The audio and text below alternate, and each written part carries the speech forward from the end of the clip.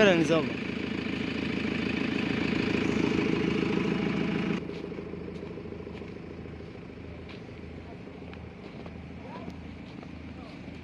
Şeker hastası mı galiba? Bu tansiyon hastası. Tansiyon. Tansiyonla kalp. Geç teyze.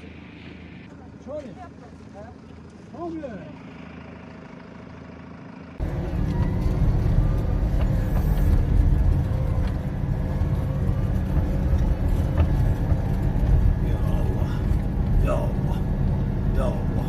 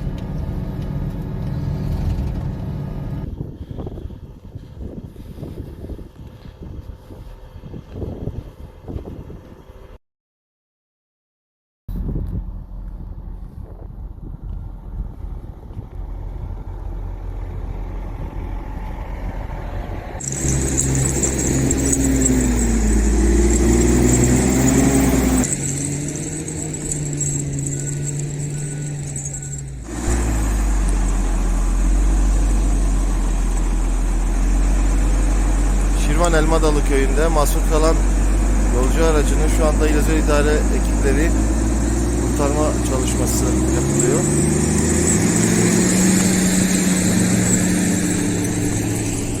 Gördüğünüz üzere araçta 5-6 tane yolcu var.